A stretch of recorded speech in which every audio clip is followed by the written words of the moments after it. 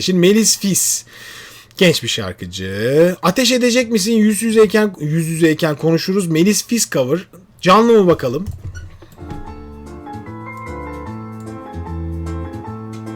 Daha önce Melis Fis'le ilgili bir tane video yapmıştım diye hatırlamaktayım.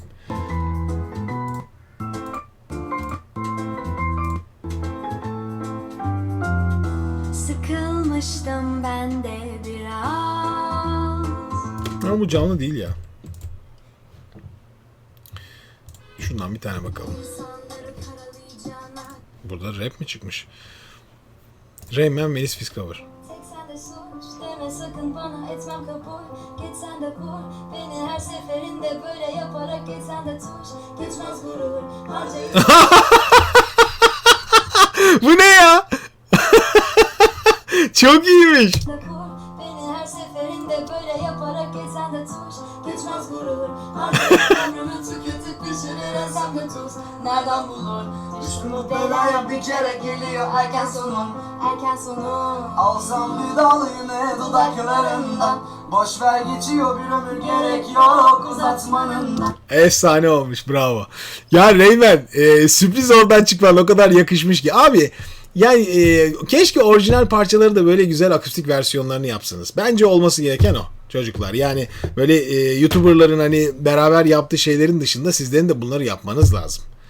Çünkü bir işe giriyorsunuz ve yani sahne aldığını da görüyorum. Şimdi Melis Fis analizi yaparken Rayman de görüyorum. Feat var çünkü, ona da konuşacağım. Yani bir şey yapıyorsunuz, devamını getiriyorsunuz, getirmek istiyorsunuz. Çok güzel, zaten biz de söylüyoruz. Yani bunu oraya da taşı ama hani bugün böyle yapalım, hop yarın sahneye çıkarak olmaz ki bu iş. Yani bunun arası yok mu?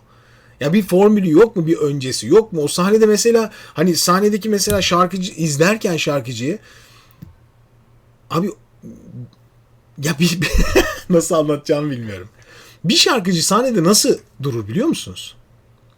Bütün her şey kafasında kroki ile yazılmıştır önceden. Sanarsınız ki şarkıcı doğaçlama yapıyor. Hayır. Şarkıcıların hepsi o sahneyi, ne yapacaklarını, hangi şarkıda neler yapıldığını, hangi hareketleri yapacaklarını yazmazlar. Ama buraya yazarlar. Kafanın içinde bu döner. Sonra bir sürü versiyonu oluşabilir. Ama temel bir kroki çizilir. Şimdi mesela Rayman'in yaşadığı sıkıntı. Sahnede izliyorum, ne yapacağını bilmiyor. Doğal olmaya çalışıyor. Tamam, doğal ol. Süper. Ama doğallıkla olmaz. Yani şarkıcılık doğallıkla yapılan bir iş değil. Aynı şey Oğuzhan Uğur'da da vardı. Aynı şey diğerlerinde de vardı. Ben doğalım, tamam, ama şarkıcılık böyle bir şey değil ki. Ondan sonra elini nereye koyacağını şaşırırsın yani. Şimdi ne yapacağız diye hep sürekli düşünürsün. Ve bu çok yorar sahnedeki adamı. Çok yorar yani. İsterse karşında sana böyle ölümüne seni dinleyecek insanlar olsun. Hiçbir şey fark etmez. Çünkü sen sürekli düşünüyor olacaksın. Ben şimdi ne yapacağım? Ben şimdi ne yapacağım? Ne söyleyeceğim? Ne yapacağım? Bunları kurgulamadan olmaz çocuklar ya. Bunları hep çalışıyor insanlar. Yani orkestrayla çalışıyor, kendi çalışıyor. Bir hocayla çalışıyor, hocasız çalışıyor, bir şeyle çalışıyor. Çalışıyor, Allah çalışıyor yani. Mümkün değil. Olmamış. Bak söyleyeyim. Yani şu tat hiçbirinde yok. Haberiniz olsun. Çünkü neden? Bu bile çalışılmış bir şey. Yes. Şimdi Melis Fis burada ortalama bir tonda okuyor. Konuşma tonunda. Ama çok güzel piyano çalıp söylüyor. Çok etkileyici. Tabii burada Rayman'in girişi nefis. Nereden bulur? Düşkünü belaya bir kere geliyor erken sonum. Erken sonum. Alsam bir dal yine dudaklarından. Rayman gene hafif türkü tadında. Boş ver geçiyor bir ömür gerek yok uzatmanın. Tiersleri yapıyor Melis. Uzatmanın. Buruk bir şarkısın kulaklarımda. Melis'in sesi çok şeker bir ses. Nasıl diyeyim? Şeker bir ses. Tatlı, dinlendiren, hani böyle huzur veren, yumuşak, keyifli bir ses. Dinlenir, lezzetle dinlenir, sıcaklık veriyor, bir şeker his veriyor sürekli. Hayat inan bıktım geçilmiyor tuzaklarımdan. Yalan söyleme gözlerime bak. Yalan söyleme gözlerime bak. Yalan Söyleme gözlerime bak. Şimdi burada Rayman'e bir ses seçmemişler. O da oktavdan kendi tonunda okumuş. Ondan sonra beraber uyumları olmadığı için de çekilmiş. Şimdi bakın. Bak. Yalan söyleme gözlerime bak. Yalan söyleme gözlerime. Yalan söyleme. Bu TRC gibi yapıyor ama. Yalan söyleme gözlerime bak. Yalan söyleme gözlerime bak. Belki Reymen böyle okuyabilirmiş ya. Ya da oktava hiç çıkmayabilirmiş aslında. Neyse bundan sonrası düzenlemeye, aranjmana girer zaten ama yapılabilir. Nasıl Zeynep Bastık yapıyor? Bütün parçaları alıyor, kendi istediği gibi bir orkestrayla coverlıyor. Orkestrayla coverlıyor. Cümlemi DJ ile değil, orkestrayla coverlıyor. Gözlerini Tamam çocuklar, madem buraya kadar geldiniz süpersiniz. İyi gidiyorsunuz hepiniz. Bir şeyler yapıyorsunuz. İnanılmaz fenomensiniz. Yaptığınız her şey seviliyor. Bu müthiş bir şey ve her zaman da destekliyorum. Fakat lütfen o stüdyoya da girin ya. Yani şu müzisyenlerle oturun, biraz müzikle ilgili bir şeyler yapın kendi hayatınızda. Yetmez yani. Yetmez. Sıkışırsınız, takılırsınız bir yerde. Tamam?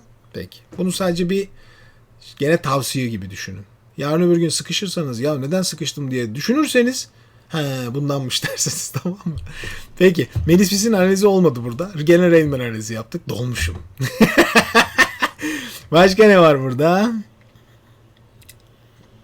Feride Lekan'ın cover. Ömürle sığmaz hani bir ömür bu aşk.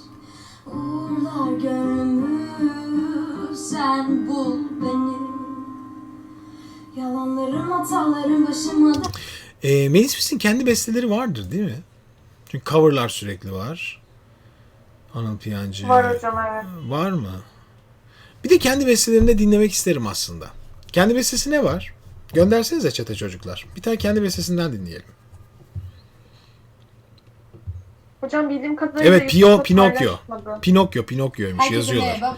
Bakalım. Bugün size kendi yazdığım bir şarkıyı çalacağım. Umarım beğenirsiniz. Bakalım.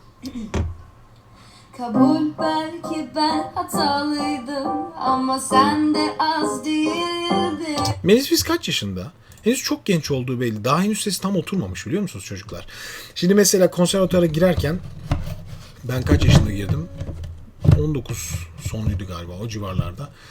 Böyle bizim büyük ablalarımızdan bir ablamız vardı. Sonradan vefat etti. Allah rahmet eylesin falan. Dünya şekeriydi. Bana şey demişti. Bak çok güzel bir ses rengim var. Ama 25'ten sonra falan çok daha güzel olacak. Biraz böyle. Şimdi mesela Melis'in sesi böyle tize doğru dönük ama değil. Koyu renkler de var ama değil. Değil. Arada duruyor. Şu an çok şeker tınlıyor o nedenle. Ama ilerledikçe yaşı pes renkler biraz daha koyulaşabilir. Sanki öyle tınlıyor. Yalan söyledim diye kızdın ama kendi burnuna hiç bakmadın. Hey sen Pinokyo gel yanıma, bir Oktavda tizler kullandı. Koyu bir renk var aslında değil mi? sorum var sana. Hey sen Pinokyo Gene aynı şekerlik devam ediyor. doğruyu söyle anlatmam kimseye. Vicdanında mı tahta hani yapmayacaktın bir daha. Vicdanında mı tahta acı bana vicdan. Evet.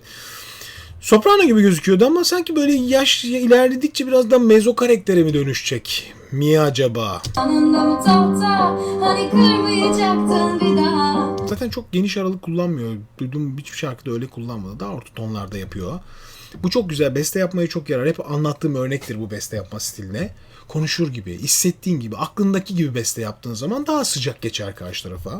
Vicdanında mı tahta söyle bana Pinokyo. Biraz akorlarla ilgilenebilir mi ya?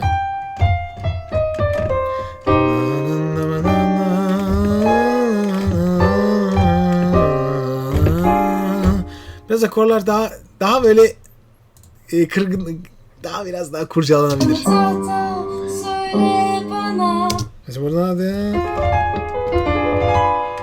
Belki diminuş. Pinokyo. Peki. Evet. Şeker bir ses. İşin başında olduğu çok belli. İleriki yıllarda kendini geliştirme şansı her zaman mevcut. Belli. Ama nereye gider hiç bilmiyorum. Biraz oturup böyle aralıklarına, söylediği tarzlara iyi bakmak lazım. Şu an tamamen konuşur gibi söylüyor gibi bir hissi var. Peki.